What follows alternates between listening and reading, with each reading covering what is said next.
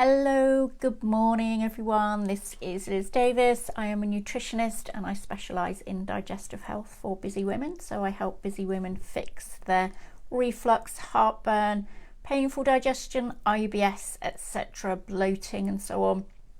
Any kind of related hormone issues, chronic fatigue, and I do this with state-of-the-art gut testing usually, or hormone testing, and dietary and lifestyle upgrades to kind of gently bring things back into balance for you and get you feeling really good again.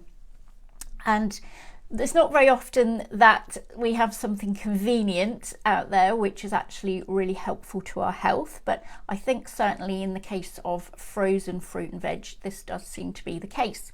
And there are a few reasons for this. So firstly, if we buy frozen berries, for example, then they are picked at their peak ripeness. They're nice and juicy, they're tasty, they're flavourful, they're chock full of micronutrients, which of course is really important for our gut health and other aspects of our health as well. And they are at their prime when they're selected. They're then frozen and they don't lose any of those nutrients really, or certainly minimal. There's been minimal loss of nutrients there. And when we use them, they are as good almost as the day they were picked.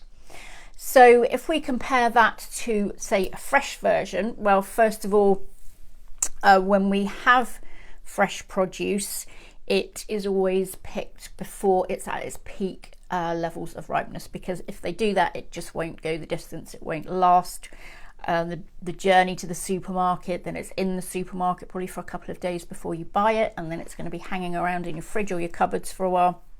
It's just not going to last very long. So they tend to be harvested before they reach peak ripeness.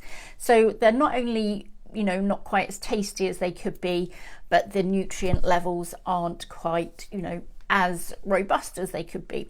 But this is kind of overcome with the freezing process, as well as then allowing us all these lovely fruits like blueberries, cherries, etc., to be enjoyed year round, should we wish to do so. So I will go over 7 of my favourite ways to really maximise the frozen fruits and vegetables that we have available, so you can kind of use them to make your life a little bit easier. And it has actually been demonstrated in laboratory tests where they've tested frozen compared to fresh, and the nutrient levels by and large do stay pretty constant. So I absolutely wouldn't be worrying about that at all. So first up then, look for the highest quality frozen fruit and veg you can find. So if you can find frozen organic berries, for example, so much the better, because things like berries and green leafy vegetables tend to be very heavily sprayed because they tend to get attacked by pests more readily. So if you can find organic ones, so much the better.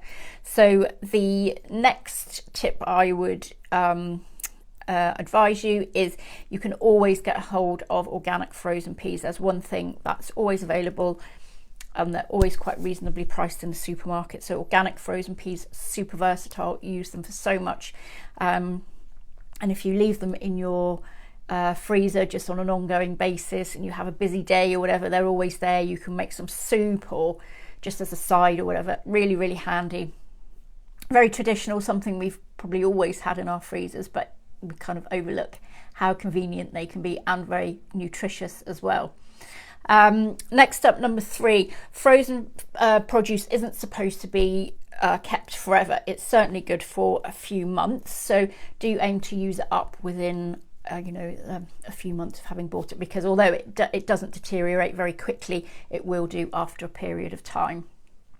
Next up, don't be tempted to buy any frozen vegetables or anything with kind of those little sachets of sauce, because those sauces, although yes, they're very convenient, they will be full of sugar, full of additives, they'll be ultra processed.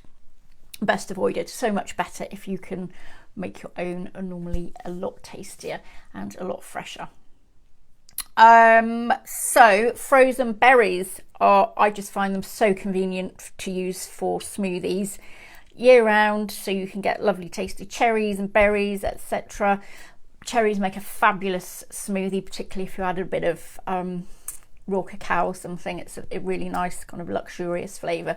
So, and we don't get nice cherries year round usually. They won't be very tasty if you buy them and they're not in season. So frozen vegetables, number 6, frozen vegetables. Definitely keep those on hand. They're really nice and convenient, again, added to curries, soups and stews, etc. Not so great, I don't think, to eat just on their own or stir fried or anything. They tend to go a bit soggy, but anything kind of like a stew or anything like that, they are perfect for. You can just add in, you know, blocks of spinach or what have you, and that's really going to increase the nutrient value there for you. Next up, number 7 is probably one of my favourite ways to utilise the freezer, and that is, say if you buy a bunch of fresh herbs, you buy them for a recipe, you rarely use the whole lot. So before they start to go all limp and wilted, pop them in a freezer bag, pop them in the freezer, and then every time you want to use them, you can just scrunch off a handful into your dish that you're making, and you get all that nice fresh herb flavour, and of course all the fabulous phytonutrients that they contain as well. Okay, so I hope you found that useful, and if you did, do like and share, and if you would like to speak to me, then do pop me a DM, and we can have a chat about how I may be able to help you. Okay, I'll see you next time. Bye.